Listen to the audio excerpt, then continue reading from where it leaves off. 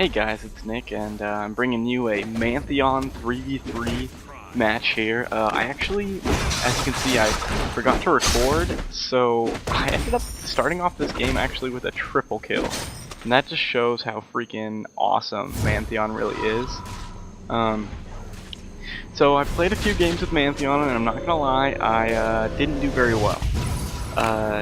Like, my first game I played, I did really good starting up, but then when it came to the team fights, we had a Lee Sin, and he just was never there when we asked him to be, and I know it's kind of making excuses, but it was all his fault because Mantheon never goes wrong.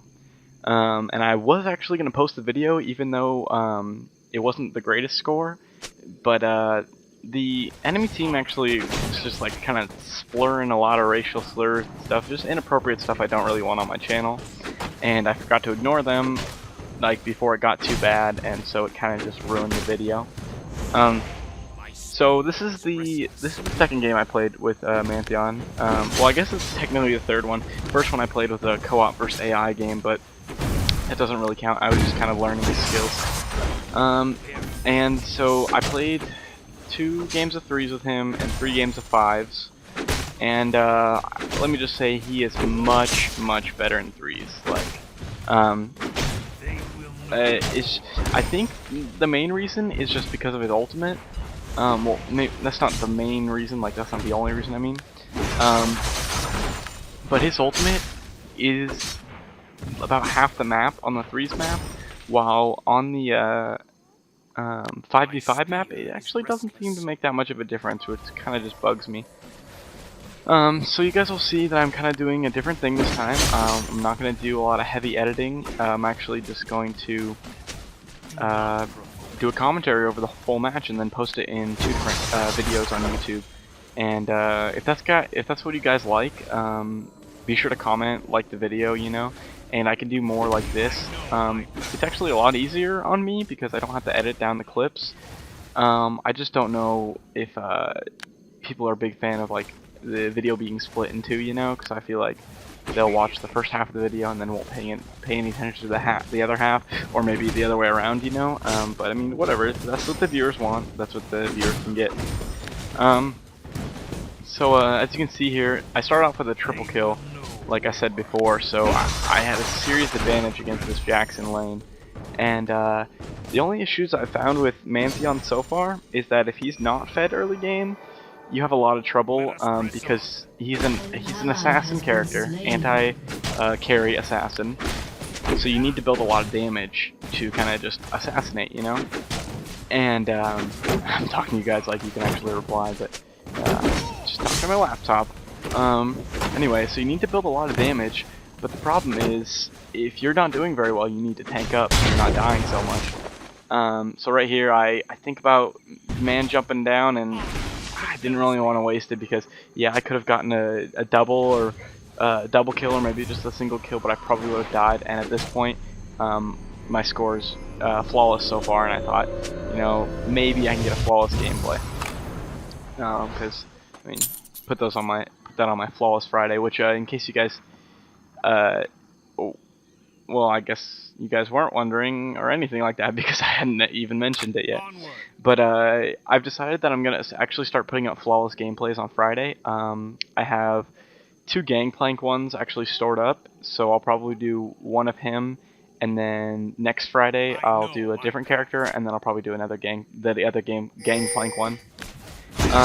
Issues I found with Pantheon, besides the whole get fed early game or struggle, which like you can say about basically any character, but on this character, it's a lot more apparent.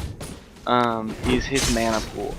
Like, if you look at that, his mana is really low, so you really can't spam his skills, which I'm not really used to. I'm used to playing AD characters who can usually spam their abilities pretty much, like, a lot, like Tryndamere Garen. They can spam it as much as they want. Sinjao really doesn't have any mana issues, and Master Yi has a little bit of mana issue, like, but not really noticeable, and like, unless you're literally spamming Alpha Strike early game.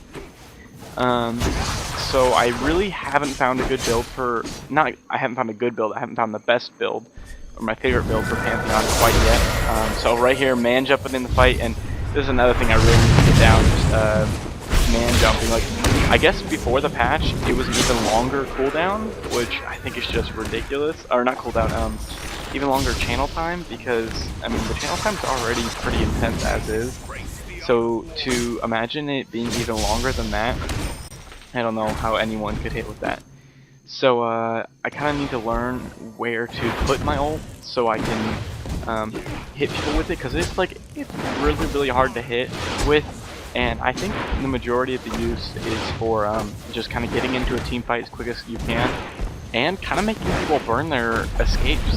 Like, I see so many people flash out, and right there he tries to hit me with his jump, and I actually kind of poke him with my shield midair, it looked like, and got the stun on him. And right here I'm trying to save Annie from a upcoming Jax jump, but instead Mumu gets the bandit caution. I get really greedy here, but I end up picking off Jax, and now I'm wondering, oh crap, what do I do? But they actually just ignore me. Like, I have 250 health and they ignore me. So I'm not gonna get greedy, and I'm just gonna go greedy, because I have 300 health as an anti-carry assassin. I won't be able to take a lot of damage.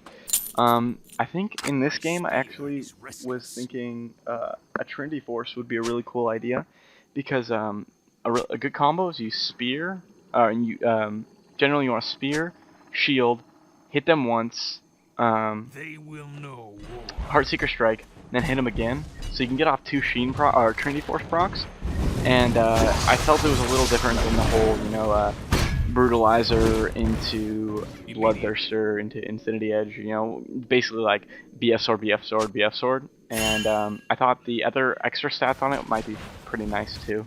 And for Boots, I have trouble with Boots, because I don't know when to build them on him, because one, he needs to be able to get in and out of a fight really quickly, but I don't really want to whack down, I don't want to whack on damage, like when I'm fighting, because I want to be able to get them, I want to be able to kill them. So I don't want to, it's not really a waste, but I don't really want to spend money on boots. But so far I found boost 3 to be really nice on Pantheon, because you shouldn't really be getting hit by too much CC. If you are, you need to join in the fight a little later.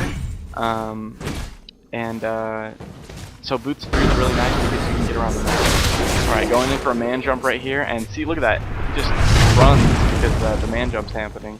And maybe I should have put it outside the bush, but he might have just run up. So like I said, this is like my second or third, whatever you want to count, time playing Pantheon, so I'm in no way an expert. So if you guys have any tips, by all means, give them to me, especially tips for 5s, because I just can't seem to do good with them 5s. It just doesn't happen.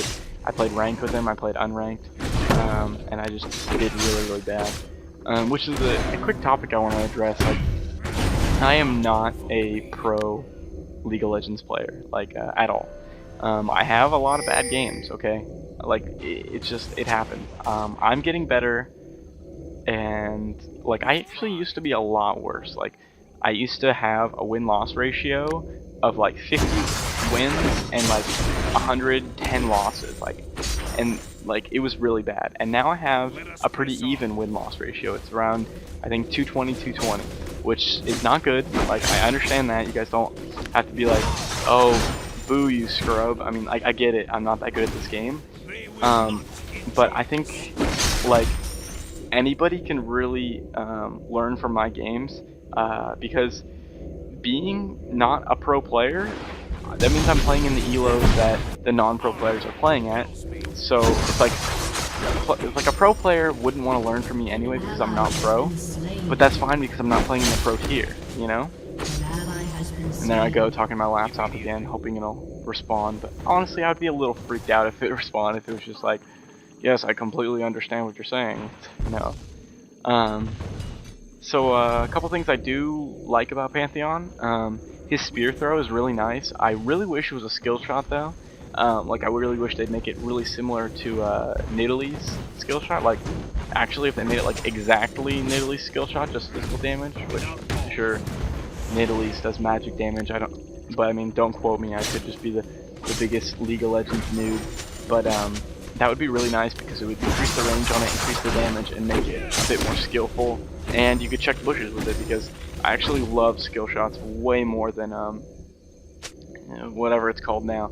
Like Mundo's Cleaver is really nice. Like that's one of my favorite skill shots in the game.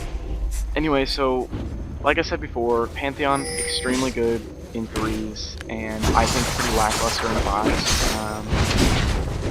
I think there's a lot of characters that are a lot better in 3s than they are in 5s. Like one character, like look at this. Boom, and oh yeah, pick off the kill and get hit by the turret 2 or 3 times, but whatever.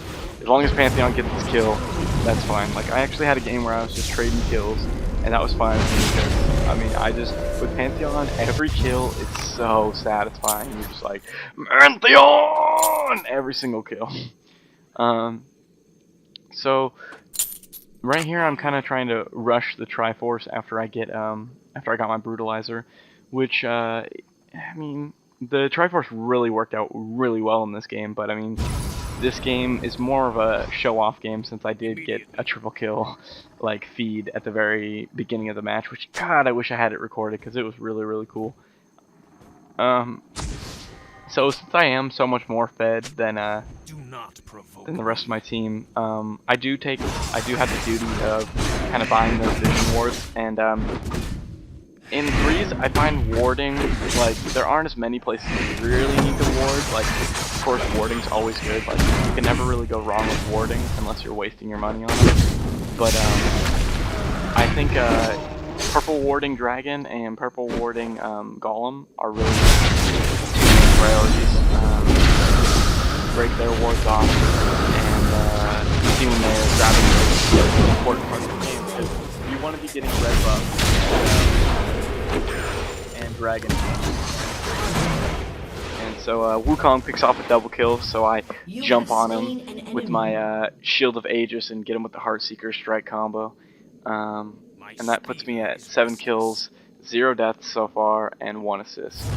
And so I look, and I think I have... oh no, so I was pretty close to my Zeal, but I mean I was 60 gold off, and you never want to wait that long. In hindsight, I probably should have upgraded my boots to boots 3 instead of grabbing a dagger like I do. Yeah.